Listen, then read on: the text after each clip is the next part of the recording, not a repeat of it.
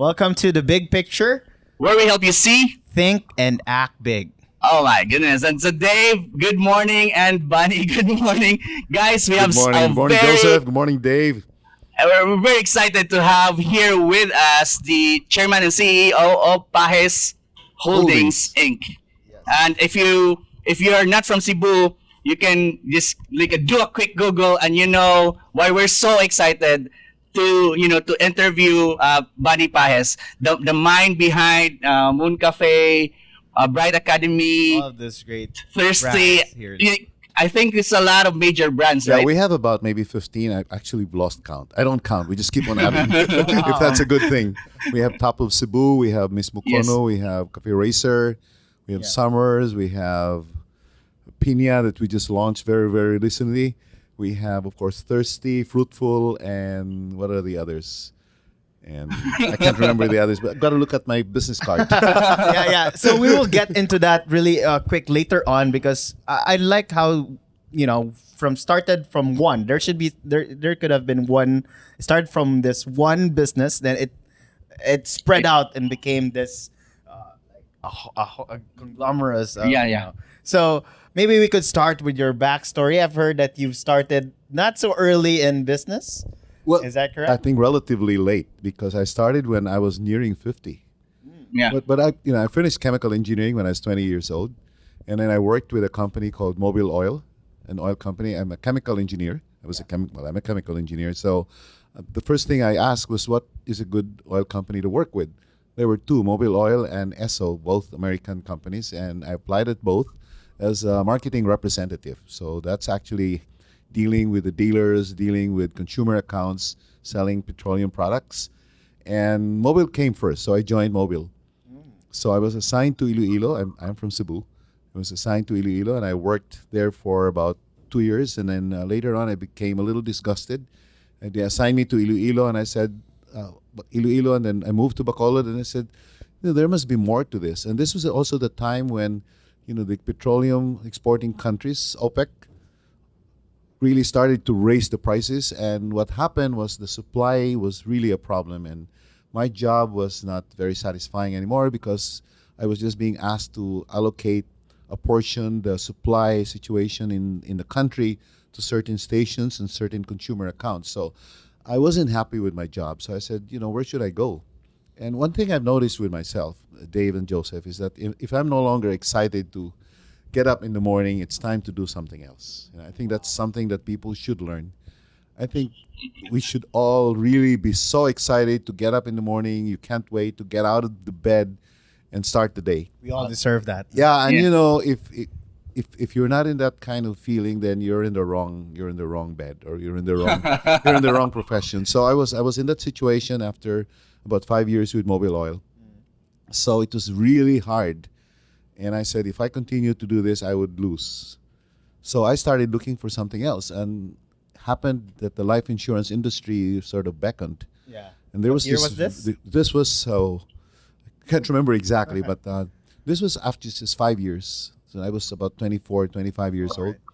So what happened was there was this company. It's a Canadian life insurance company, Manufacturers Life Insurance Company of Canada, and so I got into it. They had a package where they sort of guaranteed my income on an advance basis. I had to pay for it out of my commission. So I didn't lose my income at all. And then I just had a capacity and a potential to grow. So imagine a chemical engineer selling life insurance in a place where I wasn't even born in. This was Bacolod. So it was quite a challenging situation for me. And I did pretty well. So there were just 21 of us at that time in the whole country, and I was pretty consistent, always at the top 5 of the whole company. So, and then I became a manager after spending about 15 years. So I recruited people throughout the Visayas and Mindanao, and eventually we moved to Cebu to station ourselves here. And then later on, the same thing happened to me. I wasn't excited anymore to get up in the morning. So I said, I've got to have my own business. And this was in the later age. So at age 49, actually, this was March of 1996. And I said I should look for something else. So I started looking for something to do, and we looked at other stuff. And When I was in Davao, this was about, yeah, at that time, and I saw this place, a small place, and they were having children, and it was like a place where parents leave their kids while they shop. Like a So, daycare like a or daycare yeah. center, it was a green carpet, small one, maybe about 25 square meters. So I said, then I asked, what is this? So I went inside. I said, this is a place, sir, that you leave your kids while you shop. And they were charging, I think, 25 pesos an hour. So I said, this is a good idea. So when I came back to Cebu, the first thing I did was I contacted SM and offered it to them. And we opened the concept of My Playroom. Oh, really? Yeah. My Playroom. So we started that in SM. We opened in Ayala and we opened in Manila, a partnership with my sister. And that started the business. So what happened was while I was running Playroom there in SM, I sort of came across this counter called Thirsty. So Yeah. I bought the fresh juice and I couldn't afford much. I bought the cheapest one, which is a banana shake. I remember at 10 pesos. Yeah. And then one of the girls there, her name was Shirley. I remember distinctly. She was a cashier, and she said, "Sir, can we apply with you?" And she wanted to apply at my Your playroom. playroom. It was just at the corner. She said, "Why?" I said, "Well, the owner has not really been attending to this business well. They just left it." I said, "Oh, they might want to sell it." So I got the name, and eventually we negotiated. And it so happened that the owner of Thirsty was the daughter of the former vice mayor, or then vice mayor, Renato Osmeña. Her name was Margie. Eventually, she got married to Adino, the brother of Michael Dino. Right. So we negotiated, we offered. So we bought Thirsty really cheap. Lock, stock, and barrel. There were two outlets, one in SM, one in Ayala, for about a little over 200,000 pesos. But it had about 98,000 in security deposits for the two outlets. So me and my John started working on it. The first day I remember we went to Carbon Market to buy fruits. And the first thing I did was I hired an artist. His name was Jesse Saclo. He was teaching in UP art. So we redesigned the concept. And, I've always been a believer of taglines. So I put in Thirsty, the healthy way. But it was still thirsty before. Yeah, it was You just thirsty, but add it was just simple thirsty, nothing else. Okay, gotcha. Nothing else. So I think, okay, it was very complicated. They have so many combinations. So we said, let's simplify this. Let's just have juices and shakes. Yeah. So Thirsty, we started with 2 outlets and 5 employees. Now Thirsty is over 200 outlets with maybe about 600 employees Wow. and really selling pretty well. So the next thing is that my son Charlie said, "Oh, Dad, we should take a look at this place. There's this place in Guadalupe called Moon Cafe. It's a restaurant." Yes. So we So went it's there, already and existing. it was existing. It was run by a group of artists from UP. 3 of them partners, 1 lady and 2 gentlemen. And what happened was they did very, very well, but actually they went bankrupt. I mean, not bankrupt, but the business went down because the main person there, the woman, left for the States to work, and the other guy worked for an airline, and there was only 1 guy left. I really believe that business is a team sport. So when the team got broken, the business also suffered. So we bought Thirsty, even with the objections of my family, because the restaurant business is really a horror pit. So many this was horror your stories. first venture on the Our restaurant first scene. venture in the restaurant scene. So Okay. none of us are cooks. Yeah. To tell you the truth, I don't even know how to cook an egg. I still don't know. I've never cooked an egg in my life. So, but we know what good food is. We know what good Right. service is. We know what I think people want, because we also travel substantially, the whole family. So that's happened. We started with Moon Cafe, and from there we just kept on building the brands. And right now my children are very involved with the business. Yes. And everybody is excited to just grow. I'm sure. I think all of them, are also excited to get up in the morning, as I am. Oh, wow. So I guess that's how the whole thing grew. And we now employ, including the franchises, maybe about 1,500 people over the years. So and things are really looking good.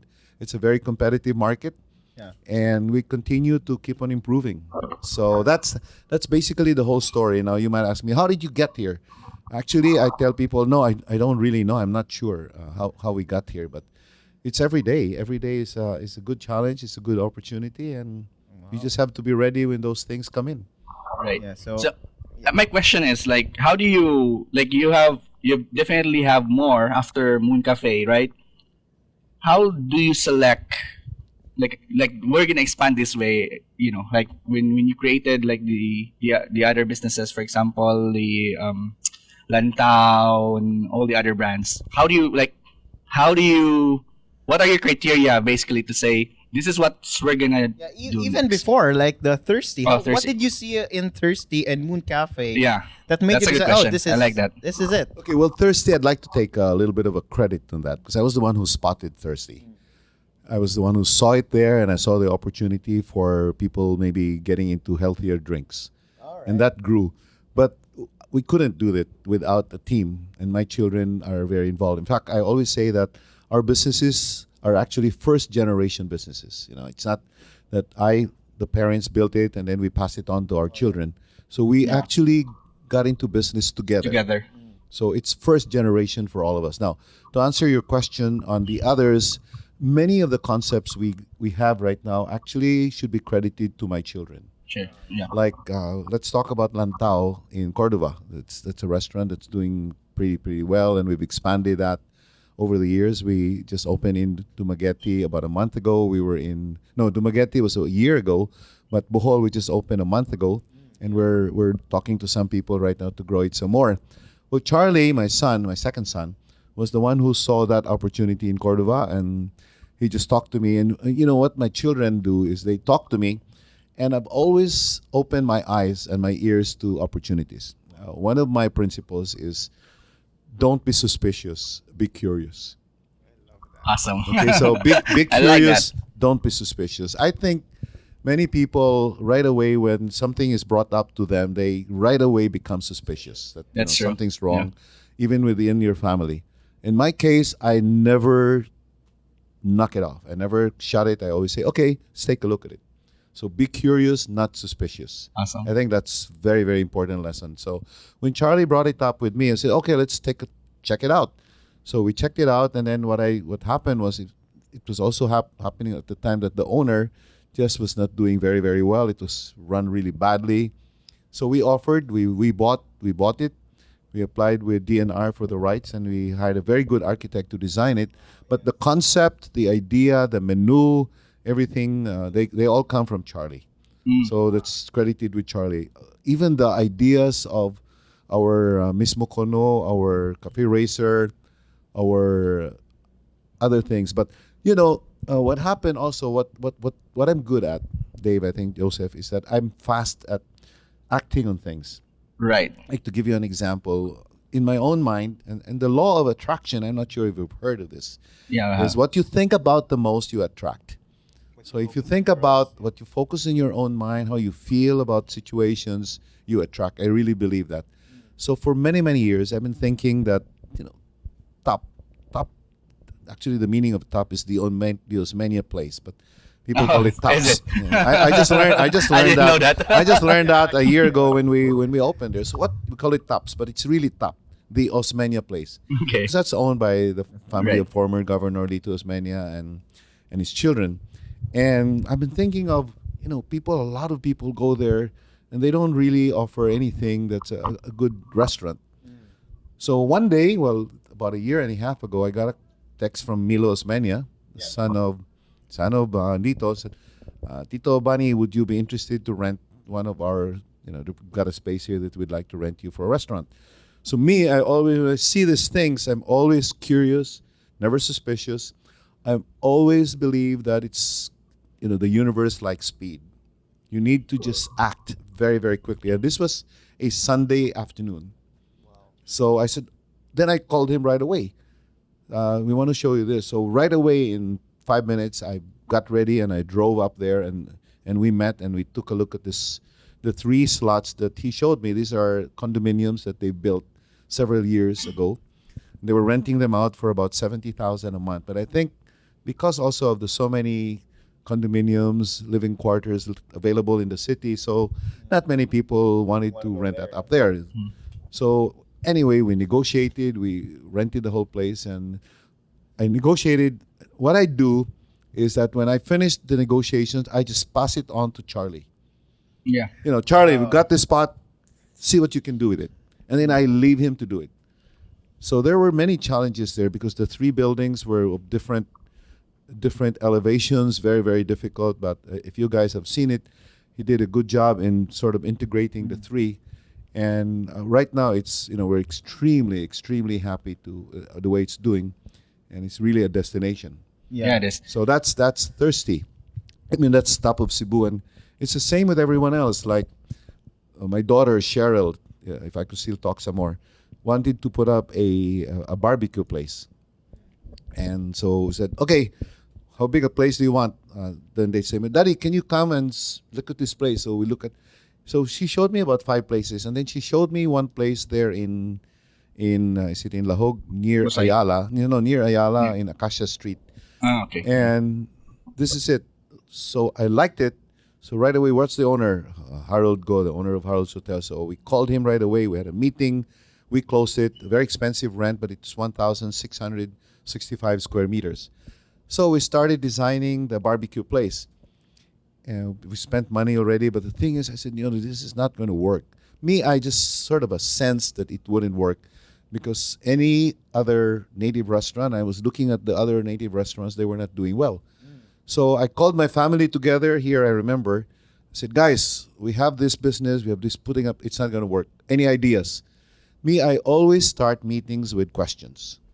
I hardly start with making statements because you see, if you chair a meeting and you make statements, I mean, the rest of the guys will never not say anything anymore. That's so the end of the meeting. I said, okay, this is the situation. We started this. We got this lot. We have a 5-year contract. We're paying $200,000 a month of rent, and this is the plan. And it's not going to work. Any ideas? So one of my children, Randy, who's the guitarist, said, Danny, Ricos Lechon. So Ricos Lechon. Actually, it so happened that 2 weeks before that, I went to this restaurant of Ricos there in Panagdait, I think. So I ate there. I met him. And I said, okay, that's a good idea. So I contacted Rico. So we met right away. This was 3 o'clock in the afternoon. So I called him. And 5 o'clock in the afternoon, we met at BTC, Mo's Coffee Shop. And when I asked him whether he's interested to go into a partnership, he said no. I said, okay, why don't you just come with me and then I'll show you something.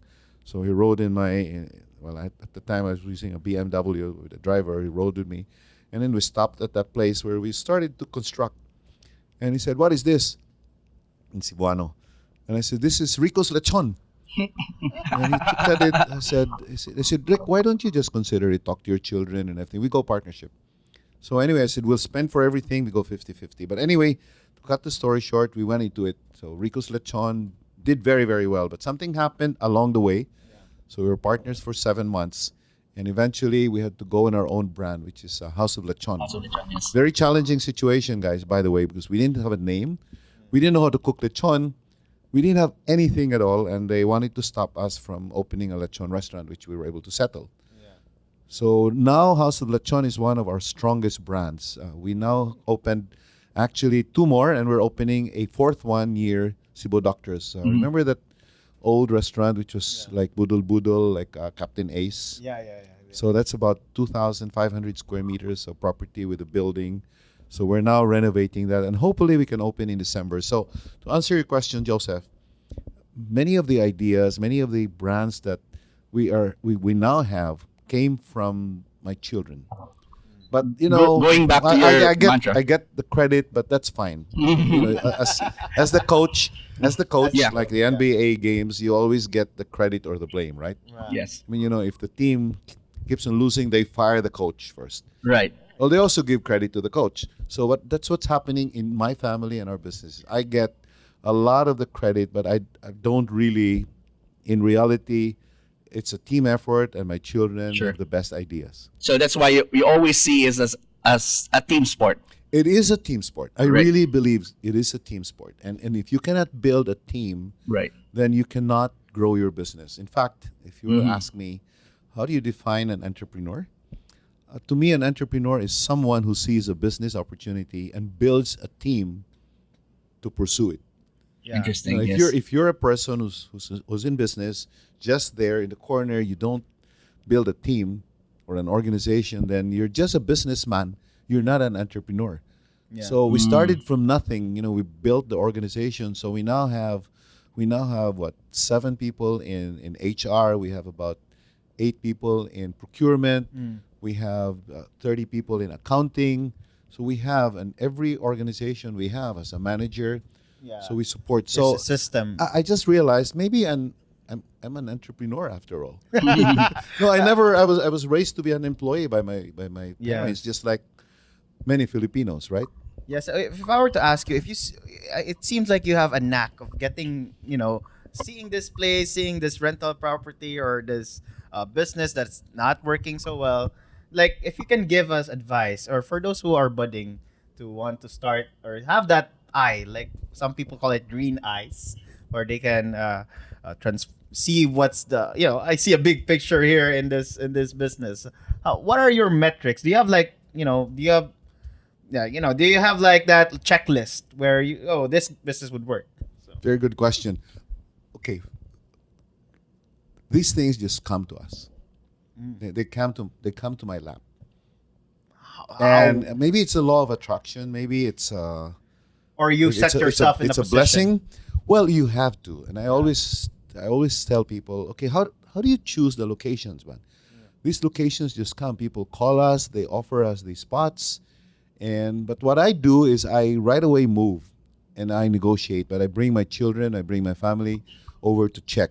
Now, when it comes to making decisions, we never had a single page of project studies in everything we did. Seriously? No, seriously. It's a lot of knack. It's a lot of feeling. I think maybe it's gut feeling. Gut feeling, and gut feel is not just really gut feel. It's also a wealth of experience of all the travels that we did and the discussions with the children. So not at all. So we don't. And I've been pretty good. Like I always say, this particular outlet will sell so much every month. So and it does. Before I left for China a few weeks ago, and I talked to our franchisee in Bohol. His name is Peter de Heresco, and I told him, Peter, your outlet will sell so much, even the day before you opened, and now it's hitting that number pretty well. And it's been like that. It's sort of a mindset, I think. So to answer that question, we don't choose. We haven't picked on the locations that we've opened. They picked us. Right. And my next question, I don't know whether that answers that's your a really question. nice. So You position yourself I think to be it's that important way. is you have to make yourself, I think, fertile ground for blessings. I think that's important. Right. You have to, because if you're not ready, and if you don't mind, let me share another favorite quotation of mine. It's better to be prepared and not have an opportunity than to have an opportunity and not be prepared. Oh my goodness. Like that. I like So that. I guess what I've been doing personally is just getting prepared. Like when I get up in the morning, I study, I read, Wow. and every time I talk to people, I learn a lot from them. So it's just that I get myself ready, and when that opportunity comes, it's there. You're ready. Yeah. It's there. It's You're ready. that's what they call you're lucky already, right? Yeah, but if Yeah, if you're lucky and then you take the opportunity and you're ready, that's where I think prosperity or progress really comes. And to follow up my question with that Sure, is a lot of people probably are asking, did this guy never fail? Of course, I don't know. Many maybe. times. Yes, can you share to us like your greatest failure, what you've learned from it, or Yeah, I like that. Many times. Like, okay, I remember a friend of shawarma. When we first opened Thirsty, shawarma was always beside us, and I could see so many people lining up to buy shawarma. So we said, I think this is a good business. So we went into the shawarma business too. Oh, We developed a What was the concept. forget already. forgot Maybe I forgot some the name. people will Yeah, but it was remember House of Shawarma. I can't remember exactly, but right away we opened 5 outlets. We made a mistake because we made a mistake in our costings. Sales were good, but remember, how come we didn't have? We were not really generating good cash. So we made a mistake. One December, about 2 years into the business, we just completely closed it. everything. I always tell people I'm happy to close a business, just like opening a new one. Oh, If you make a mistake, you just have to admit it and then get out of it. Wow. Move on. Stop the leak. Another business that I went into was the tire repair business. I went into business through a friend of mine. We did very, very well, but again, eventually it didn't do very well. I just gave it up. So many, even the outlets that we've closed. We made a mistake one time in Robinson's. We opened a restaurant. We called it Kananan, and it didn't do very, very well. We tried it. It didn't lose money, but not worth. So we just closed it and converted it into a House of Lechon, and our sales really went up a lot, and it's doing pretty well now. So I did like Anando. I mean, yeah, the when food. when The I go food there, in I like the Joseph was food. pretty good, but Yeah. it's just that what was it? The brand. It's Yeah. just that it is not easy to build a brand. That's why it's easy sometimes to buy an existing brand Wow. that has okay. built a following. And this is what Manny Pangilinan does. He has, I think, really just bought those companies that are existing and improved on them. And to me, that's easier than to start a brand from scratch. Wow. Mm-hmm. That's gold. Yeah. So talking about who are the people that you look up to, like at your level now, where you're coaching businesses, like where do you get inputs? Well, I read a lot. And right now I watch a lot of videos, like the TED Talks. So it's really learning. It's really Okay. learning a lot because I wasn't trained to be an entrepreneur. I wasn't trained to run a business. I wasn't trained to be a CEO of running a company. So you need to scale up. I think the challenge of every businessman who starts, even small, and most of us start small, is how do you scale up? Because what happens is at every level in your organization, if you have 5 people, you move up to 30, you move up to 100, you move up to 200, is different. Yeah. And the mindsets that you have at this level will have to be different when you move into another level. And what has happened with me is I just kept on trying to scale up. And Break the the way, barriers, you basically. cannot scale up unless you draw lessons from other people, from other entrepreneurs, from books, from podcasts, like what Right. you guys are doing. And I hope we can Yes, just yes. share some of our experiences, and I hope some people will learn from us. But it's always like that, and you draw this. So, and this is now very, very new in the world. It's called the growth mindset. Yes. There's this Stanford psychologist. Her name is Dr. Dweck, and she just said that there are 2 types of mindsets in the world. Yeah. It's a fixed mindset and and a growth. growth mindset. Yes. And I think I'm a really strong growth mindset person. Strong minded, how do you call it? My mind is always constantly trying to learn something every day, every minute of the day. Yeah. I actually saw you in one of the events where you are not the speaker, and I'm amazed that you ask questions to these people. And I'm thinking Good like questions or the questions are very interesting. Like you were talking about like how they grow and all these things. Like I don't know if you remember, there was an event in A Space. Oh, oh yeah, right. yeah. Right. And then I was thinking like, how come this guy is very successful? He's like, you're like really trying to pick their brains and really like get through like this is, it's just like talking a podcast where, and then you take your time really to do that. So I was actually amazed with what you've done there. So speaking of like learning, can you give us an idea of like how you, because you're running multiple businesses, right? How do you get time to do it? I mean, like intentionally learning. I mean, Well, first of all, reading. I wake up early in the morning. I Yeah. think it's important that you get up early in the morning. Like 365 days. like what? How early? 5. Like this morning I woke up earlier, but we had a problem with our House of Lechon. When I looked at my cell phone at 4:30 in the morning, our guy in the House of Lechon where we make lechon had a problem because he has a total blackout in his electricity. So I had to call some people before 5 o'clock in the morning to send an electrician there. So this doesn't happen often, but I wake up early in the morning, and one thing good, I don't really linger. I think many people wake up early, but they stay In bed. in bed for a long, long time. Me, when I'm up, just 1 minute, I get up Yeah. right away, and then I read, I study, I listen to podcasts, I watch sometimes TED Talks, and so it's always learning. And I look at our business, I look at our numbers. Numbers are so important, by the way. Yeah. So first of all, I wake up early. Secondly, it's always the strong quest of learning something every day. And Right now, I delegate. We have people. In fact, I'm slowing down a little bit right now. Not slowing down, but I'm taking my time. I come to the office in the morning. In the afternoon, I go home. I take a nap. I take my time. So I have more time. If I have appointments, I come. But our organization is there. We are trying to hire better people in the organization, because the challenge, Joseph and David, in growing your organization is really not resources, it's not markets, it's not businesses, but it's people. Unless you have the right people on board, your organization cannot grow. And that's what we've been trying to do now. We're getting people from Manila to work with us. Not that Cebu, of course, Manila is a bigger market. They have more They're more exposure experienced, there. They have more experience, and they've got a lot of multinational companies. So we've been getting people from Manila to join us. I hope I answered your question. You did. Speaking of, like, let me just, I know we talk about like expansion, right? And what's your penetration now in Manila? In the Manila city? 0 right now. We tried that. We're not in Manila at all. We tried, but just difficult. Manila is a challenging market.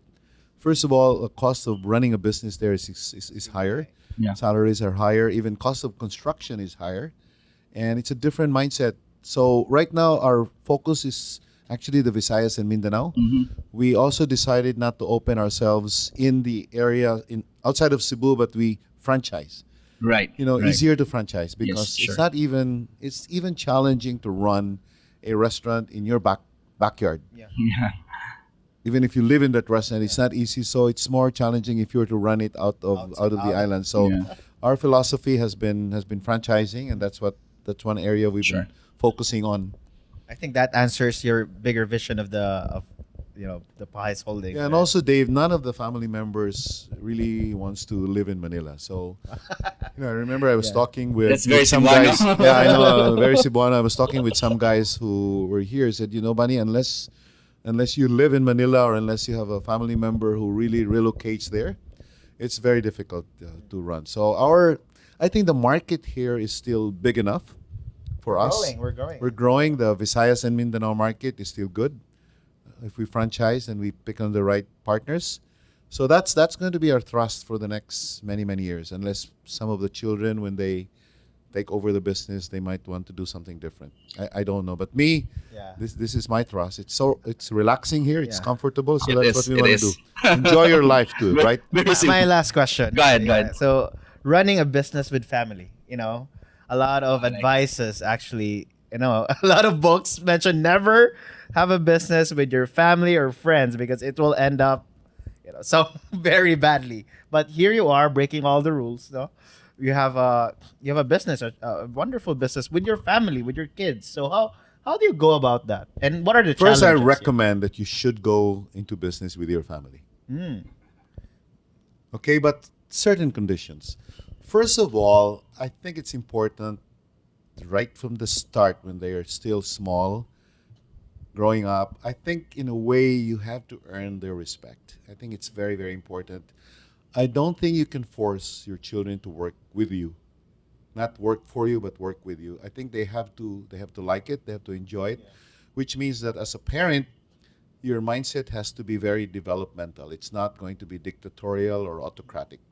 And I've always, maybe I'm a teacher at heart, because my mom was a teacher for many, many years. He was head of the biology department of the University of San Carlos. So I'm a teacher at heart. So my philosophy is to teach and share, but always very developmental, which means that when you're developmental, you also give chances to people to grow, not very, very autocratic or very impatient.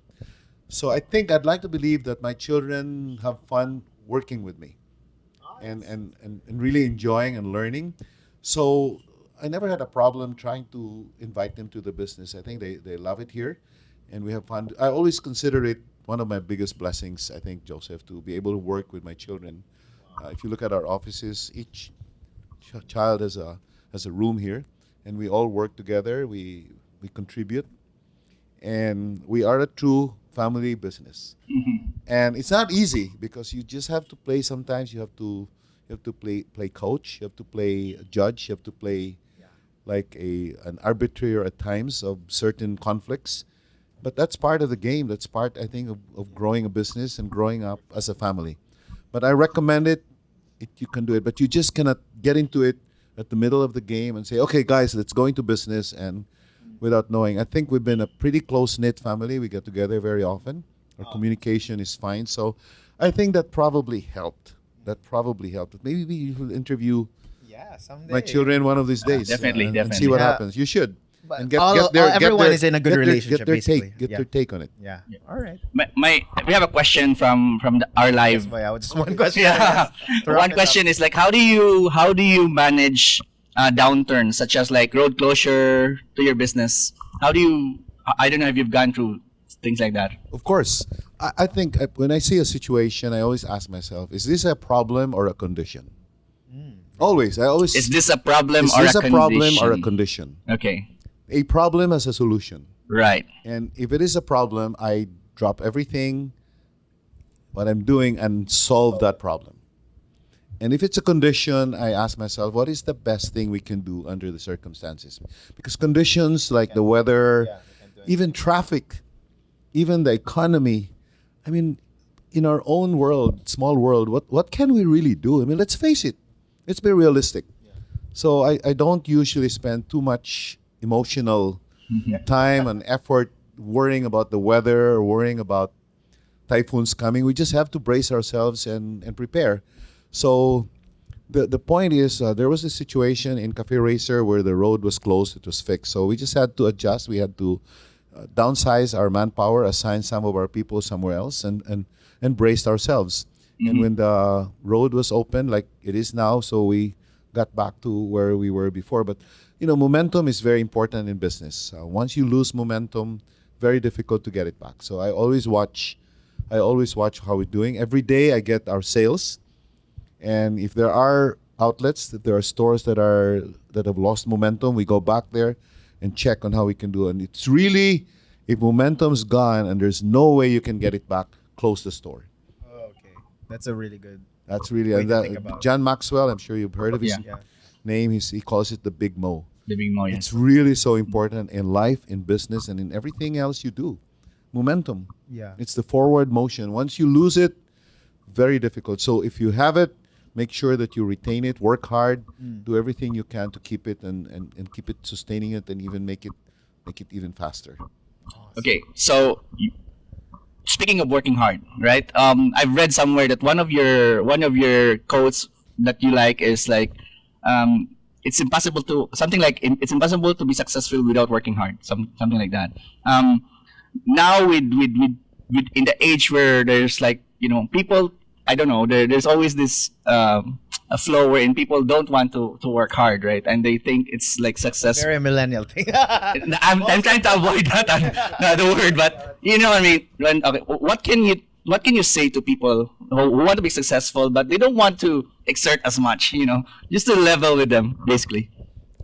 Well, first of all, I don't consider myself working because I love what I do. Yeah, okay. It's really not work. I think the dividing line between work and play, I think it's very hazy. For you. But I think it's you have to put in the hours and the quality hours. You cannot say I just put in 2 hours in the day, just work smart and I'm done. Right. I think you really have to. And if you have to work long because you have to and there are things that you need to do, I think you have to pay the price. Wow. I think saying that, I don't want to work hard, I think it's wrong. You have to put in, and maybe in the beginning, especially until you build a strong momentum, you have to, because you cannot build momentum in anything that you do in life unless you put in the effort, the energy, and the passion. I think those are things that are necessary. I think that's the mistake for people now, the millennials saying, I don't want to work hard. Things will just fall into place. I think that's just daydreaming in the first place. I don't really work hard. I've never really worked hard, I think, in my life. But I think I've worked with people. I think I study and I got lucky. Yeah. And I hope we still continue to get lucky. But I think you have to put in the hours, Joseph. I don't think you can just do anything without putting in the hours. Right. Yeah. Okay. So my next question is part of that. It seems to me, I don't know about you, Dave, but it seems to me that you're making it sound so easy. And is that more of an attitude and there's really a lot of work in the background. I think it's not difficult. I think life is easy. All right. You just have to think. You just have to think positively. Yeah. Awesome. You just have to put in the groundwork, the lay the foundation. And there's another statement. I love quotations. It says, if you live your life the right way, the karma will take care of itself, and your dreams will come to you. Wow. Yeah. So I think, and this is probably one of the important aspects of my talk tomorrow when I speak to that 800 group of people, salespeople. I said, I think it's so important that you first fix your mindset. And what kind of mindset? I think your mindset has to be positive. Your mindset has to be open. Your mindset has to be curious. Mindset of somebody who wants to keep on growing and learning. And to me, that's even, I think, my strongest motivation in life, to keep on becoming better. It's not money. It's not wealth. It's not material things. Although we Never you know, once did you were no, thinking no, that? never. I don't really. But although I love cars, I love to travel. I Yeah. love nice houses, which a we byproduct. have. Yes, but that's not the main motivation. I think it's always to say, okay, how can I improve? How can I be better? And That's how can I help people? interesting. How can I help people with me Wow. in the organization and the people that I work with, people that I'm in touch with, can become better? Because when you do that, you bring the whole community, the whole world actually up. So that's, I think it starts with that kind of feeling, the attitude Yeah. that, okay, fine, the world is good. It's a friendly place. The universe loves speed. The universe like positive attitude. So to answer your question, Joseph, I think it starts, maybe because of my attitude. And Yeah. attitude is everything that you do, that's how you look at things. Like, Yeah. I so think, yeah. that's basically, I think, I'm not sure, and I couldn't be certain, but I think that's a very important aspect for everybody. So guys, fix your mindset, fix your attitude. You can't live through life always with a negative attitude. think I'm always a the- very, very positive person, and I think you're in control of that. I mean, you're the one in control of that. Yeah. Okay. So pretty much sums up everything that we talked about. I still have one more more question, question. and this is Go, go, because I really want the people who are our listeners here and our viewers here. I want them because we have a lot of starters, right, Dave? Like they would send us a message, "Yo, guys, we just started a business. Like, thank you for helping us, but I want to help them more." And we're now in a really unique opportunity to learn from you. Okay, so let me give you a scenario wherein we're gonna put you Yeah. right. We're gonna put you in a Cebu-like place where you don't have any connection with anybody. Start from zero, You start from scratch, right? But then you have 10,000 pesos in your pocket. You have free board and lodging and food for 30 days. Like, can you walk us through what would be your first plan? What would be the things that you will do in order to not to build something? Okay, first of all, 10,000, if that's the amount, it's really small. I mean, there's no way you can put up a business like that. The first thing I'm going to do is really just connect with people. I would ask, who is the most successful entrepreneur here in this city, in this part of the world? Then I would go and see that person and talk to him. And Like maybe what we're even doing now. yeah, and maybe and maybe even sell that person the idea of, I've got only 10,000 pesos here. How can I participate in your business? Awesome. But I think money is not very difficult to raise if you have the idea, if you have the passion.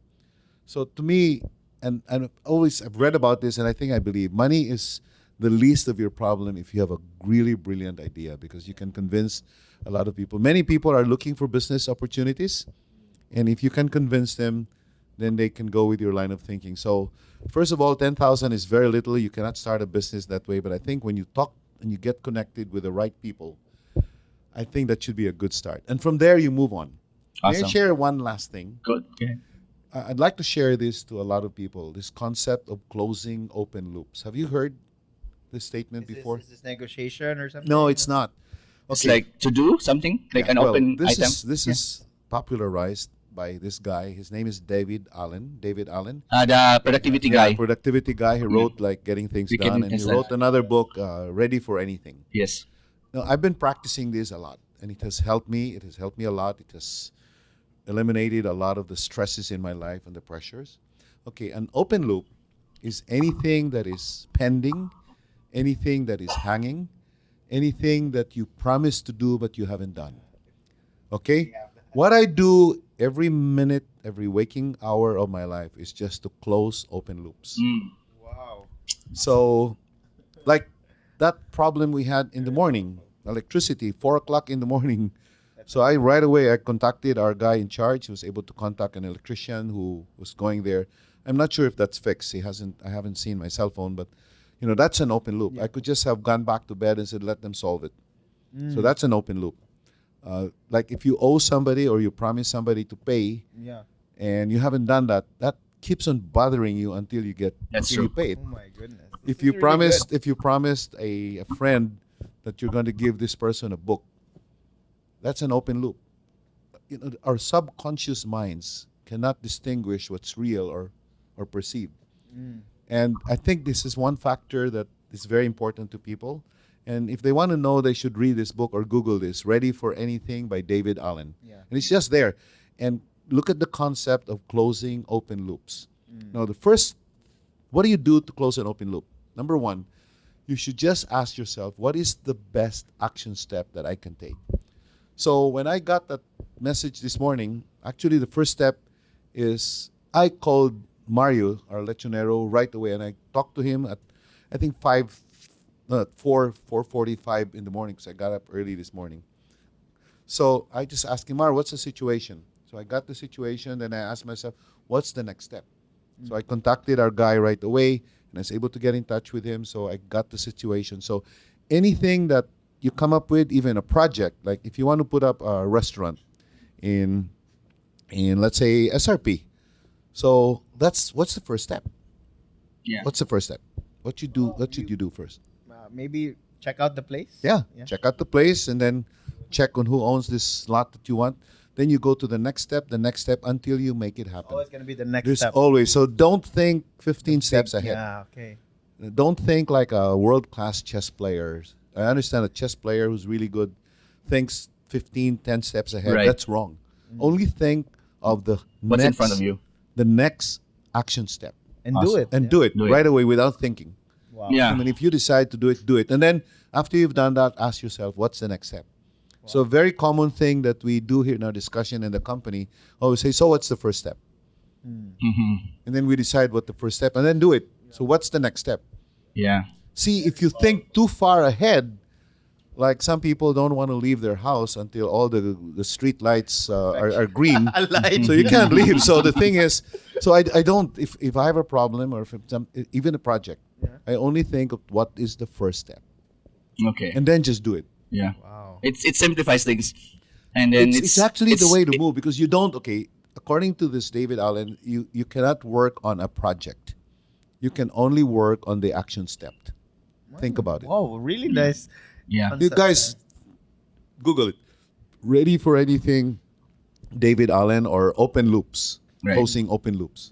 Not many people have heard of it, but Yeah. to me, this is, I Very guess, when you go into the bottom of it, how do you prepare yourself for the opportunities to come? By clearing your open loops all the time. That Yeah. way you're ready. Yeah, you're ready. When an Yeah. opportunity comes, you're ready. Because you don't have First to of all, worry if you about have so many problems, you're burdened with so many heavy You know, situations. How can you even take on. take on? Right. So to be ready, to be prepared for opportunities, clear your open Yeah. loops. Okay.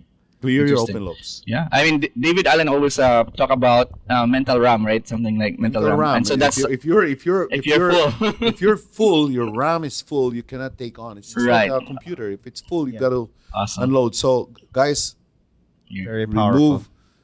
eliminate the open loops in your life. And one last thing. Sure. I think to succeed in life, you need 3 things.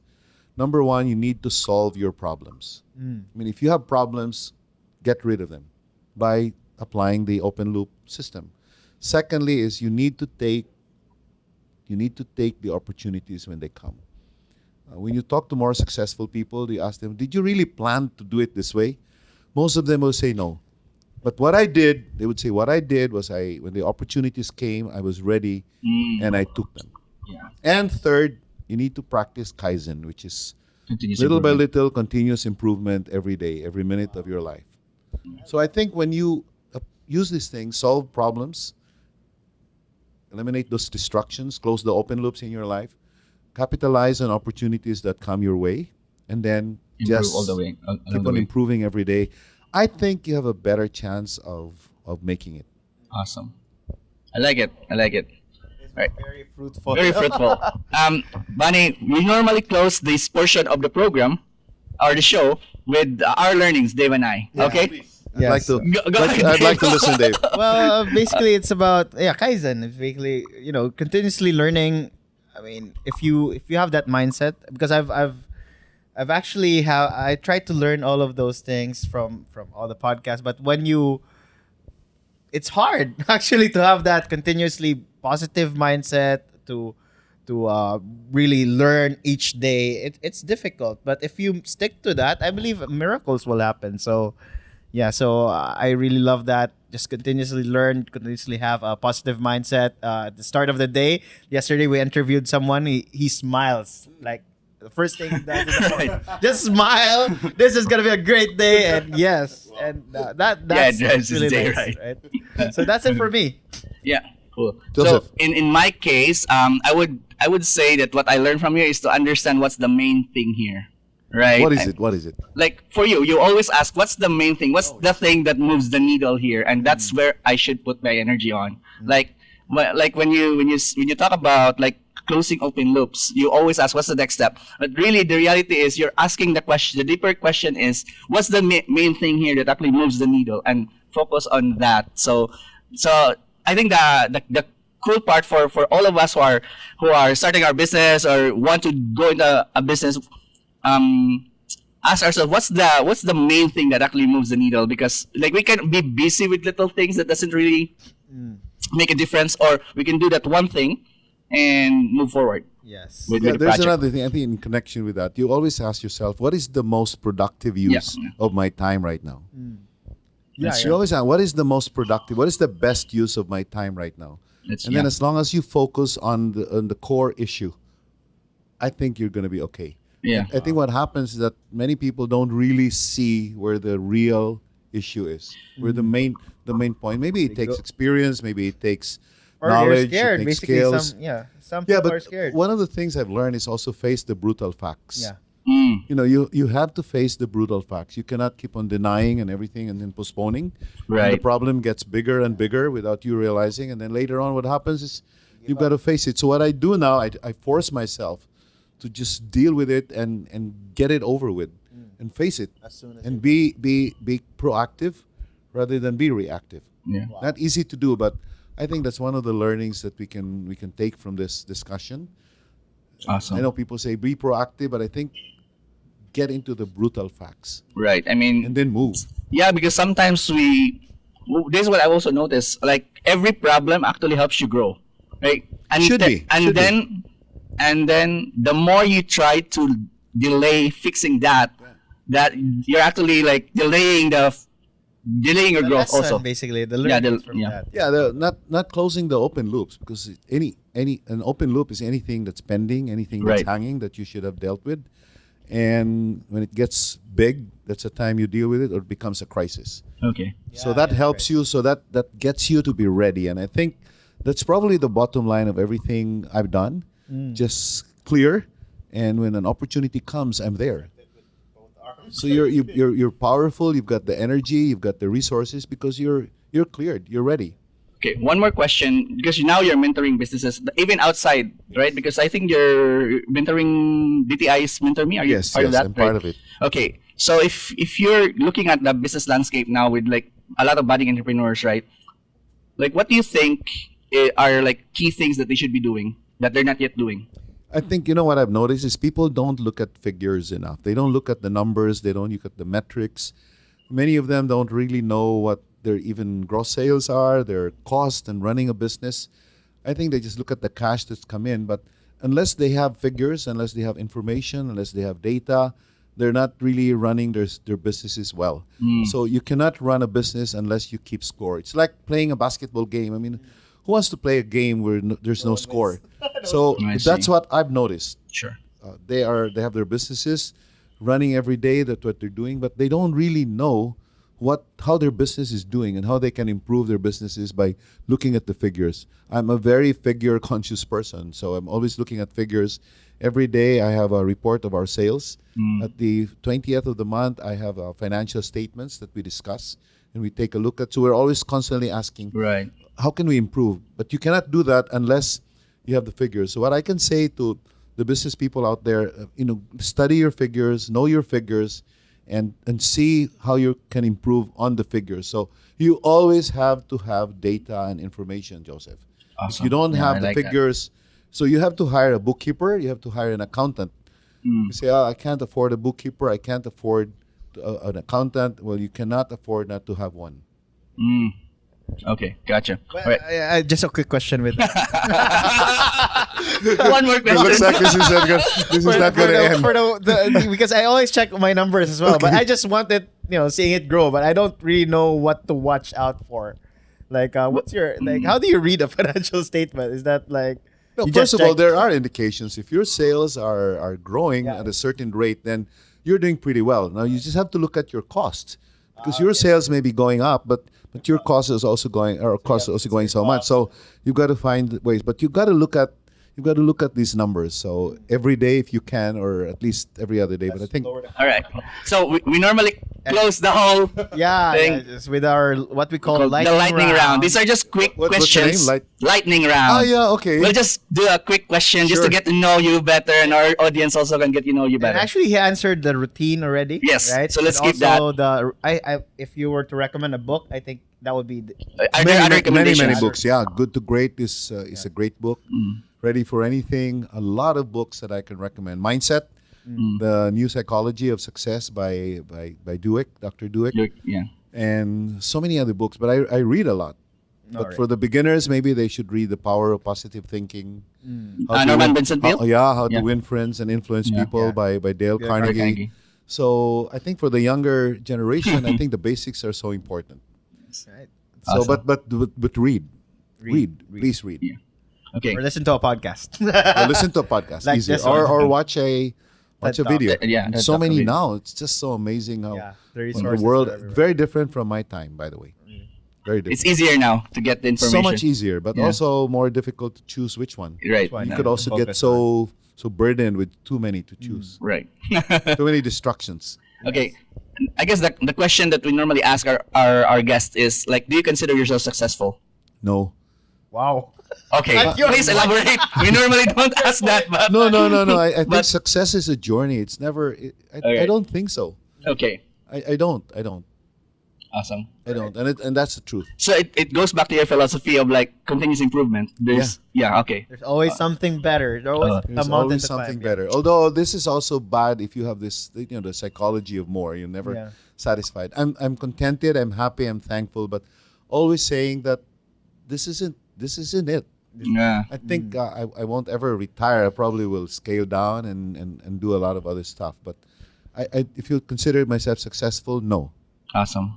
Okay. Yeah, Next question is like I know we touched about this when we started, but there's a lot of people who either don't like what they're doing now. They're in a job that they don't like. I mean, there are people that they like what they're doing, but there are people also that would reach out to us and say, "I don't like what I'm doing. I need to Or do the, something." the Or overseas workers. or they're also outside the country. They left their family here. What are the things that you can share to them? No. Well, first of all, I've said that I haven't really done many things lately. I mean, the last maybe 10, 15 years that I'm not passionate about. And maybe because I have a choice. But the others don't. I think they have to really just think seriously of what to do with their lives. Because there's nothing, I think, more difficult and more wrong than just living a life that you are very unhappy with, that you are not passionate about. So they just have to keep on maybe even studying and learning and improving their capacities, Yeah. and maybe hoping that the right opportunity will come by thinking just Right. the right way and feeling good.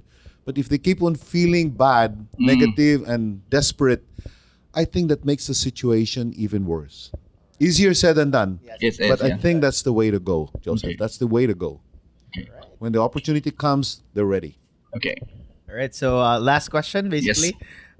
where can people find you? Is there a way to even contact you? I know we have a telephone here. He's not gonna give that number. Yeah, very easy. If you buy a Thirsty cup, my telephone number is there, my cell phone. Oh yeah. In every Thirsty cup and even Fruitful cup. So it's 0917-321-6224. But I'm very easy to get. I'm on Facebook. They can always email me. Yeah. But if you buy a Thirsty cup, if you buy Thirsty, you can get my number there. And I'm always available. I'm ready to help people and Wow. whatever I can do. I didn't know that. I didn't know that. All right. Yeah, so Manny, thank you so much for taking the time to be with us in the show and then answering our questions. Very And insightful. very insightful. When Dave and I started this 2 years back, we didn't realize that it would be so much impact in our lives talking to people like you. And definitely this episode is something that we always remember, and it kind of disturbed us in a good way because it did give us like hints. Okay, these are the things that we need to change. Personally, and pretty sure for our viewers out there, you've really, and our live audience here, really learned a lot from Bani and all the things that you've shared. It's basically a good starting point and hack in terms of being successful. yeah, and it very coincides with what we're doing because we usually interview people who are at the first 2 steps, 3 steps. They just started their business, and now we have someone who has built so many businesses. So Right. I think this is a good mixture of Yeah. for those who are also we interviewed. Maybe you could also listen to this episode and learn a lot from it. So Yeah. yes, that's a wrap. That's a wrap. This has been Joe This is Dave, and of course, this is And this is Bunny. Signing we're out. signing off.